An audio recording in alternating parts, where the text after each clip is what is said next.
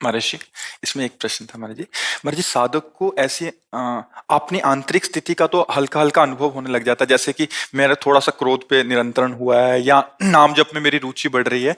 वो महर्षि, वो कौन सा क्षण होता है जब एक दिव्य अनुभूति का अनुभव होता है, जैसे ये जब पार्थिव मैं नेत्रों से। साधक हूं, इसका भी लय हो जाता है चिंतन के द्वारा, तब दिव्यानुभूति होती है। मैं भगवान का चिंतन कर रहा हूं, ये बात भी जब भूल जाता है, केवल चिंतन रह जाता है, तब दिव्यानुभूति होती है। जब मैं का विस्मरण हो जाता है, जब तक करता रहता है तब तक दिव्यानुभूति नहीं रहती, चाहे वो सत्य साधन ही क्यों ना हो। और जब सत्य साधन में कर्ता का विलय हो जाता है, तब भगवत तत्व का अनुभव होता है। चाहे वो आत्म तत्व को हो या भगवत तत्व को हो, एक ही स्वरूप, तब दिव्यानुभूति होती है। स्त्री पुरुष भाव का मिट जाना और मैं भगवत चिंतन कर रहा हूं, इसका भी नष्ट हो जाना, लय हो जाना, केवल चिंतन हो रहा है। को हम कहाँ बिसर सुधि गए, मैं कौन हूं, कहाँ हूं, ये सुधि खत्म। देह कुटुम ते जाए छूट सब ही विधि नातो, ब्रह्म नहीं माया नहीं, नहीं जीव नहीं काल, अपनी हूँ सुधि ना रही, एक रहे हो नंदलाल। आत्मस्वरूप प्रभु में केवल रति, कोई अन्य चिंतन नहीं, ये आखिरी स्थिति है।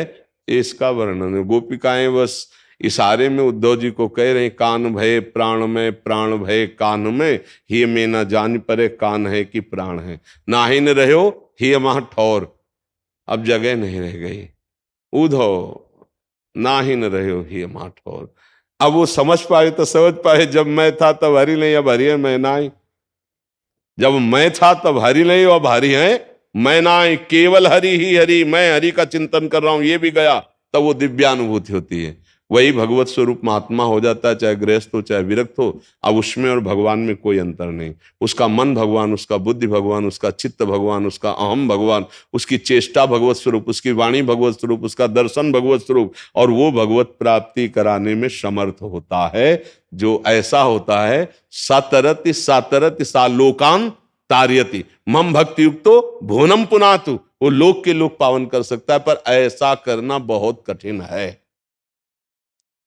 2 4 10 माला चला लेना, घंटा 2 घंटा साधना कर लेना, और इसके बाद विषयों का बैलेंस बनाकर मन को थामे रहना, ये चलता रहता है। लेकिन मन को निर्विषय करके सच्चिदानंद में एकाकार बुद्धि तदाकार तन्मयता, लाखों भक्तों में कोई एक, लाखों साधकों में कोई एक, बिरला गुरु कृपा पात्र ऐसी स्थिति को प्राप्त होता है जी। अब चूंकि आध्यात्मिक की ऊंचाई की बात है तो सब पता नहीं सबकी समझ में आवे कि ना, पर जो साधक हैं वो तो समझ ही रहे हैं। जब तक देह शुद्धि है तब तक स्थिति का कोई महत्व नहीं है। जब देह शुद्धि विस्मृत होकर के फिर महाराज जी, जो अनुभव होता है वो अंदर का अनुभव भी होता है, बाहरी चक्षु नेत्रों से भी हम, जैसे महाराज जी आपने कभी एक अंदर सत्संग। जैसा चिंतन चलता है वैसे ही बाहरी दिखाई देता है। इन इंद्रियों की ताकत नहीं है कि अंदर के चिंतन से रहित कुछ देख लें। जैसे हमारी आंख खुली हो, हमारे अंदर चिंतन चल रहा है किसी कामिनी का, भोग वासना जनित, तो सामने भगवान की छवि हो तो दिखाई नहीं देगी, केवल कामिनी दिखाई देगी और उसकी भोग वासना। ऐसे वो कामिनी के संग है, भोग वासना की स्थिति है, लेकिन उसका चिंतन सच्चिदानंद में तो कहीं कुछ नहीं है। एक स्थिति होती है बस, ये इसी स्थिति का साधक जन जो वास्तविक साधना में लगे हैं, गुरु कृपा से इंतजार करते रहते हैं कब वो दिन आएगा कि हम देह भाव विस्मृत होकर अपने प्रभु में तन्मय हो जाएंगे। पर वो अथक परिश्रम अर्थात पूर्ण पुरुषार्थ, कायर पुरुषों को नहीं स्थितियां प्राप्त होती। जिद्दी स्वभाव, हठी स्वभाव, जिसमें लगा उसमें लगा, तन्मयता प्राप्त, हारता है तो भी। जो वीर पुरुष होता है ना, घुटने टेक कर वो डबल बलशाली बनता है। अगर हार गया तो और जोश आया और आगे निकला। या कायर पुरुष नहीं है, वीर पुरुषों का मार्ग है। हो जाएगा कृपा से, वो पड़े हैं तो खूब खाओ भंडारा चक आनंद पाओ, आनंद लो, वो बस इतना है। नहीं, नहीं खान पान ते भावे है, नहीं कोमल वसन सुहावे है, सब विषय लगे ते खारा है, हरि आशिक कामग न्यारा है। जो भगवान का लाडला आशिक होता है उसे कुछ सुहाई नहीं देता। पहले अनुभूति, बाद में व्यवहार, बाद में पद, पहले परम पद। यहां होता है पहले ही सब। मैं के आगे कोई भी उपाधि जो साधक स्वीकार कर लेता है वो परम पद का अधिकार खो देता है। मैं अमुक, तो परम पद का अधिकार खो दिया। पहले उपाधि को नष्ट करो। कोई उपाधि नहीं, अकिंचन, अनाश्रित, असरण, तब जाकर के उसकी शरणागति और महान उस तत्व को प्राप्त करता है। लेकिन असंभव है, जब यहां के पद मिलते हैं ना, नहीं, हमें कोई उपाधि नहीं चाहिए, हमको प्रभु चाहिए, हमें प्रभु की अनुभूति करने के लिए निकले, प्रभु की अनुभूति। तो ये तन्मयता के बिना अनुभव में नहीं आता। जैसे थोड़ा भजन कर लिया, फिर विषय भोगों में रत है नाना प्रकार, ये एक सुकृत जैसा हो रहा है, लेकिन भगवत तत्व का बोध करने वाली साधना तो नहीं हो रही ना। उसके लिए फिर एक आग पैदा होती है। दर्श बिन दुख न लागे नैन, जब से तुम बिछड़े पिए प्यारे, कबो न पायो चैन। वो एक अंदर ही अंदर नाम जब चल रहा है, एक व्याकुलता है। कभी एकांत में रोता है, कभी प्रभु से विनय करता है, मानो बात कर रहा हो, प्रभु कब मिलोगे, कैसे, कहां जाऊं, किसके चरण पकड़ूं, क्या उपाय करूं, मेरे प्रभु मुझको मिल जाए। ये लगन, ये लगन ब्रह्मादिक के भोग सब विषम लागत ताई, नारायण ब्रज चंद की लगन लगी है जाए। वो व्याकुल घूमता है। देखो ये मार्ग, अब बार बार कह रहे, सूरवीरों का मार्ग है। जैसे सूरवीर के घाव होता है ना, तो वो हताश या निराश नहीं होता, उसको और एक वीरता आती, और कायर खून देख के भाग पड़ता है। तो जहां कोई विपत्ति आई, निंदा हुई, उपहास हुआ, तो बोले यार जब से भक्ति शुरू की ना, तब से बड़ी परेशानी है, भाग पड़ा, कायर है। वीर पुरुष और के अब रंग आएगा। जब तक भक्ति में विरोध ना हो, तब तक ये न समझना कि हमारी भक्ति रंग ला रही है। जब भक्ति में विरोध शुरू हो जाए, तो अब बिल्कुल चौड़ी छाती करके चलो, तुम्हारी भक्ति रंग ला रही है। डंडे में झंडा फहराता है, डंडा होते हैं विरोधी, प्रतिकूल, तब भक्त का झंडा। आज तक किसी भक्त का यश हुआ है तो उसके नीचे डंडा विरोधियों का लगा रहा है। मीरा जी तो देवरई, विक्रम राणा भारी विरोध, नरसिंह जी तो उनकी भाभी जी विरोध में, विभीषण जी तो भैया रावण, विरोध घर ही में पैदा करके, ऐसा समाज का विरोध, लोक व्यवहार का विरोध। तब समझे कि हाँ भक्ति अब रंग ला रही।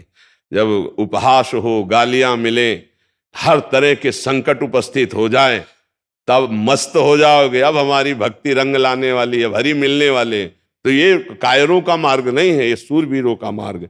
इसीलिए नाम जप करो, नाम जप से आप में बल आ जाएगा, नाम जप से आप में ज्ञान आ जाएगा, नाम जप करने से दिव्य अनुभूतियां, दिव्य महापुरुषों का। आपको अंदर की बात बता रहा हूं, हृदय की। जैसे हम राम राम जपे, तो जितने राम जापक संत हैं सबका कृपा प्रसाद मिलेगा। हम राधा राधा जपे, तो जितने राधा जापक संत हैं सबका कृपा प्रसाद। हम प्रणव जप रहे हैं गुरु प्रदत्त, तो जितने प्रणव जपने वाले महात्मा है सबका कृपा प्रसाद, तब वो सिद्ध होता है। हमारे केवल बल से सिद्ध नहीं होता, उन महापुरुषों के कृपा प्रसाद से वो नाम उसके हृदय में जागृत हो जाता है। खूब नाम जप करो, आहार शुद्ध रहेगा तो नाम जप सही होगा, विचार शुद्ध रहेंगे तो आचरण शुद्ध रहेंगे, आचरण और विचार शुद्ध है तो वास्तविक भक्त है, आचरण भ्रष्ट है, विचार खराब है, तो नौटंकी नाटक करने से भगवान की अनुभूति नहीं होती है। पक्का समझो, चरित्रहीन चाहे गृहस्थ हो चाहे विरक्त हो, कुछ नहीं है उसके पास। चरित्र पहला प्रमाण है कि आपकी साधना ठीक है, विचार आपका प्रमाण है कि आपका भजन ठीक है। तो बस हम अपने विचारों से पावन रहे, चरित्रों से पावन रहे, तो देखो पावन प्रभु का नाम कितनी जल्दी आपकी दिव्य अनुभूतियों का पिटारा खोल देगा। एक से एक दिव्य अनुभूति अब आपके हृदय में होने लगी। फिर बता नहीं सकते, आप पक्का समझिए। आप किसी को बताते हैं कि आप कितने रुपया बैंक में जमा किए हो, कितने जेब में है, चुपचाप रखें। कोई कहे क्या है, कुछ नहीं, इसे खुजली हो रही थी, नहीं।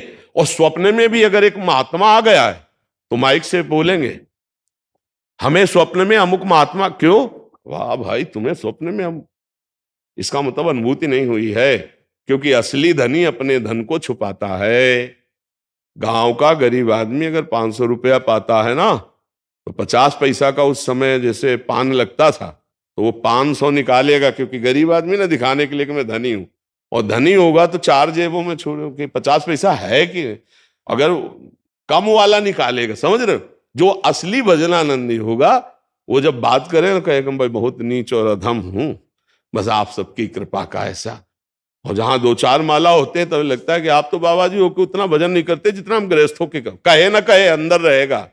अंदर कमजोर भजनानंदी का अहम बढ़ता है और गुरु कृपा पात्र भजनानंदी के अंदर दैन्यता बढ़ती है। क्वाहम तुच्छा परम अधमा प्राण हो गर कर्मा। देखो महान भजनानंदी हनुमान जी, असमय अधम सखा सुन मोहू पर रखबी। जहां भजन है वहां दैन्यता है, जहां अहम है वहां विकार है। भजन का नाटक हो सकता है, भजन नहीं। अहंकार में भजन नहीं होता, उसमें भजन का नाटक होता है। और दैन्यता में नाटक नहीं होता, भजन होता है। इसलिए छोटी मोटी अनुभूतियों की कभी चर्चा भी ना करें। जिसका 1 अरब लक्ष्य हो उसे 100 रुपया दे तो खुशी होगी क्या? जिसका भगवान लक्ष्य है उसको छोटी मोटी अनुभूतियों से खुशी होगी क्या? वो और जल जाएगा। नहीं, मुझे आप चाहिए, छोटी मोटी अनुभूतियां सिद्धियां नहीं, मुझे आप चाहिए। भक्त को छोटी मोटी सिद्धि, छोटी मोटी अनुभूतियां कुछ नहीं। महान भूमा सुख की प्राप्ति के लिए अल्प सुख को वो त्यागता चला जाता है, तो उस महान सुख का वो अपने लोग क्या छोटी सी अनुभूति और अल्प सुखों में राजी हो जाते, तो भूमा सुख का अधिकार खो देते और वो पलट करके विषय सुख में गिरा देता है। हम समझ नहीं पाते। ये अध्यात्म का मार्ग है, तो इसलिए अपनी अनुभूतियों को छुपाया जाए और खूब नाम जप किया जाए, अपने चरित्र की सुरक्षा की जाए, अपने आहार को पवित्र रखा जाए, अपने विचारों को पवित्र किया जाए।